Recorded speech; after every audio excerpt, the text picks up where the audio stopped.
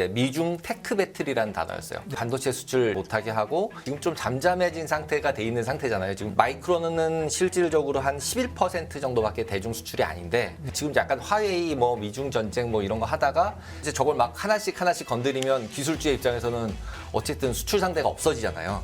그럼 이제 약간 불편하죠. 중국은 공격적으로 반도체 에코시스템을 자체적으로 건설하고 있다 이렇게 나와요. 공장도 만들고 기술 개발도 한다는 얘기잖아요. 네. 잘못하면 이거 그 공급 과잉되는 거 아닌가? 공장도 양쪽에 있잖아요 지금.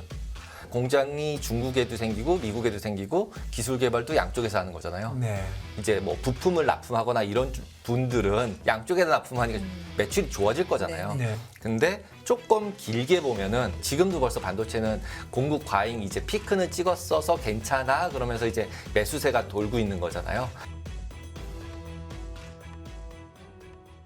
토요일 날 이제 네. 블룸버그에서 탑으로 올라왔었어요. 네. 그게 뭐였냐면 이제 미중 테크 배틀이라는 단어였어요. 네. 그래도 이 기술 전쟁이라는 단어보다는 조금 낮아졌는데 저는 이제 첫 뉴스 제목으로는 배틀하고 워하고는 좀 다르잖아요. 그 배틀이나 기술 전쟁이나 그러게요. 뭐 저도 지금 같은 거 아니에요? 정확하게 같은 말이긴 한데 좀- 전쟁보단 배틀은 뭐 게임 같으니까 좀 나아 보이긴 하네요. 조금 작아 보이는 예, 느낌? 좀 작아 네, 보입니다. 좀 작아 예. 보이는 느낌. 거기다가 지금 이제 대만 총통이 미국을 방문하고 있는데 그것들도 계속 뉴스화돼서 나오고는 네, 있잖아요. 네. 그러면서 이제 여기서 제일 이제 제가 좀 재밌게 봤던 게 이게 그냥 대만 총독 갔는데 그거 가지고 정치적으로 이용하지 말라는 신호로 이제 좀 마이크론을 때려줬다라고 얘기하는 부분도 약간 이 뉴스에 나와요. 네. 그리고 그거가 아니라 실질적으로 다시 시작이다. 다시 시작이다. 지금 약간 화웨이 뭐 미중 전쟁 뭐 이런 거 하다가 그다음에 반도체 수출 인공지능 반도체 수출 못하게 하고 이런 걸 하다가 지금 좀 잠잠해진 상태가 돼 있는 상태잖아요. 지금 SBB 때문에 지금 이제 미중 관계는 좀 잊어버렸잖아요. 그렇죠. 예, 네. 잊어버렸는데 얘를 지금 다시 꺼내는 거죠. 잊혀질 문제가 아닌 거죠. 네, 예. 네.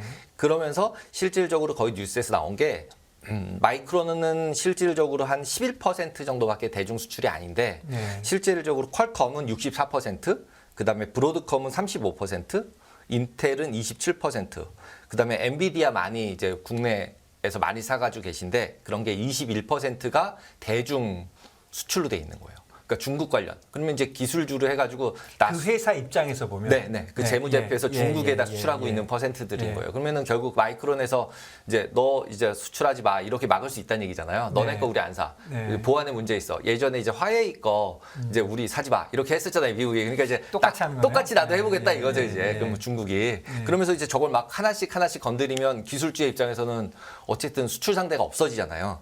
그럼 이제 약간 불편하죠. 이제 네. 미국도 이제 레비뉴가 있어야 또 투자도 하는데 네. 저만큼의 비중을 중국에서 차지하고 있는데 중국도 뭐 자기네들이 막 개발을 하고 있잖아요. 그러면서 이 뉴스에서 나오는 것 중에 하나가 뭐냐면 중국은 공격적으로 반도체 에코시스템을 자체적으로 건설하고 있다 이렇게 나와요. 네. 그럼 자체적으로 한다는 얘기는 공장도 만들고 기술 개발도 한다는 얘기잖아요. 네. 그러면은 좀 더 길게 보면은 잘못하면 이거 그 공급 과잉되는 거 아닌가? 그러니까 투자가 과잉이 되는 거잖아요. 원래는 이제 중국에서는 뭐 조립만 하고 뭐 이런 걸 하고 네. 미국에서 했는데 그걸 양쪽에서 한 다음에 공장도 양쪽에 있잖아요, 지금.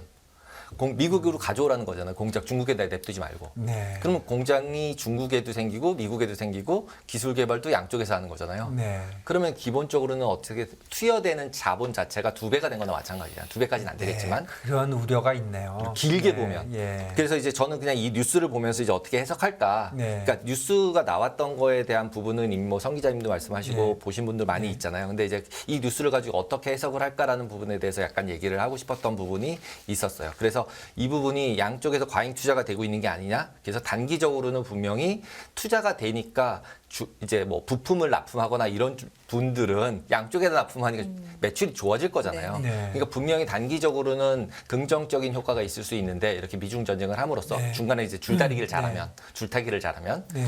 근데 조금 길게 보면은 양쪽에서 공장이 다 완성이 됐고 양쪽에서 반도체가 다 나오고 양쪽에서 같이 쓰고 있다면 진짜 양이 모자라면 모르는데 지금도 벌써 반도체는 공급 과잉 이제 피크는 찍었어서 괜찮아 그러면서 이제 매수세가 돌고 있는 거잖아요. 근데 지금 이제 공장을 저렇게 막 지어대는 게 뭐 당장 뭐 6개월 만에 완성되진 않을 거 아니에요. 그래서 길게 볼 때는 분명히 이 부분은 이슈가 있다. 물론 뭐 로봇이나 전기 자동차나 반도체가 계속 더 필요하기 때문에 짓는다라고 하면은 파지티브해질 수 있겠죠. 하지만 분명히 그 공급 과잉 부분도 장기적으로는 한번 봐야 될 것 같다라는 거 한 가지랑 그 다음에 이제 중국이랑 미국이랑 다시 기술 전쟁을 시작했다면 뭔가의 이제 이슈들은 또 나올 거다라는 생각이 들고요. 그 안에 이제 그 CDBC 얘기들도 분명히 존재하고 있다. 왜냐하면 중국은 CDBC를 되게 그 디지털 코인, 네. 그러니까 중앙은행이 중앙, 발행하는 디지털 코인을 되게 푸시를 많이 하고 있고, 그다음에 지금 홍콩 같은 경우는 NFT랑 이런 쪽 관련해서 규제를 완전히 풀어주고 있어요. 리테일까지 다 들어와도 되게. 그런 상태이기 때문에 약간은 느낌상으로는 이제 금융은 상하이랑 으로 가져가고 홍콩 너네는 가상자산 가지고 해 뭐 이렇게 약간 나눠준 느낌? 우리나라 부산 특구 정해주듯이 그런 느낌이 약간 드는 상황 정도로 규제들을 막 풀어주고 있어요. 아 그래요? 그 홍콩은 좀 금융 쪽으로 많이 풀어주고 있습니까? 풀어주고 있어요. 그래서 예. 벌써 비트코인 ETF나 이런 것도 상장이 다 됐어요. 12월 달에. 그리고 NFT가 지하철 광고에 막 깔리고 있대요.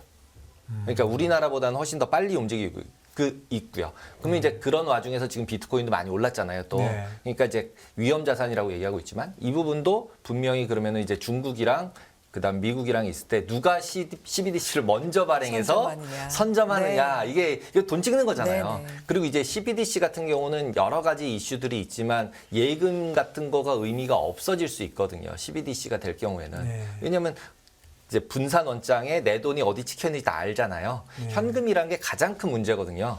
왜냐하면 부도가 나거나 은행들이 문제가 발생을 하면 현금 부분에 대한 소유권이 없잖아요. 채권이나 주식은 꼬리표가 달려 있어요. 이름표가. 그래서 이건 내 거야. 이건 이 은행 거야. 이건 저 은행 거야. 이런 게 달려 있기 때문에 누구 거라는 그 악유가 없어요. 그다음에 이제 파생 상품 같은 경우도 누구랑 계약을 했으니까 다 당사자를 찾을 수 네. 있는데 현금 부분에 대한 거는 이슈가 생겨요. 그래서 꼬리표가 없기 때문에. 그래서 그거 가지고 이제 서로 많이 가지려고 계속 재판을 해야 되거든요. 그래서 이제 이런 부분들 같은 경우도 CBDC를 하게 되면 기본적으로 그 부분이 다 해결이 되잖아요. 꼬리표가 달려 있잖아요. 내 현금이 너한테 갔구나, 내 현금이 너한테 갔구나를 다 기록으로 가지고 있을 수 있는 거니까 그런 경우들이 이제 문제가 이제 이슈화되면 기본적으로는 중국도 또 미국도 가만히 있기는 되게 누군가가 먼저 시작을 하면 가만히 있기는 되게 어려울 것 같다. 거기다 금융권 문제까지 연결되고 거기에 대해 반도체, 인공지능까지 이제 해결이 되면은 여러 가지 이제 이슈가 나올 수 있다라고 이게 보시면 사실은 뭐 될 것 같습니다. 코인계에서는 오래전부터 얘기하던 맞아요. 이슈인데 네. 이게 그렇죠. 이게 뭔가 진행이 되겠죠. 네. 그리고 네. 이제 SBB 사태라는 부분도 어떻게 생각하면 예금이 문제였던 거잖아요.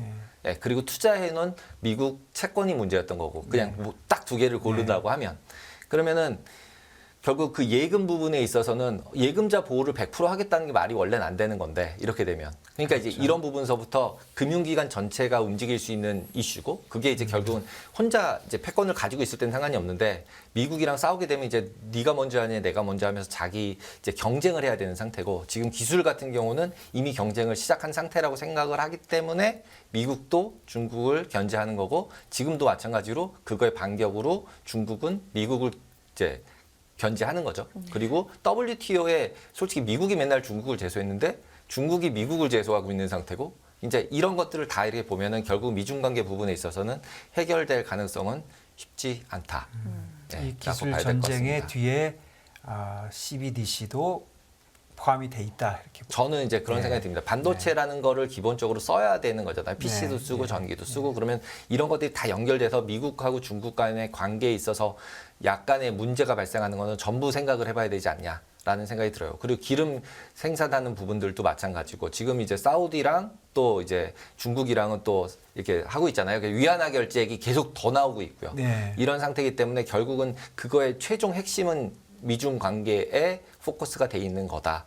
그래서 이런 기술 전쟁 얘기가 다시 이제 올라오면 결국 이제 SBB로 우리가 지금 금융기관 이러고 있었는데 다시 미중으로 넘어오는 트리거되는 뉴스가 아닐까라는 생각이 들어서 가져와 봤습니다. 예, 그렇군요.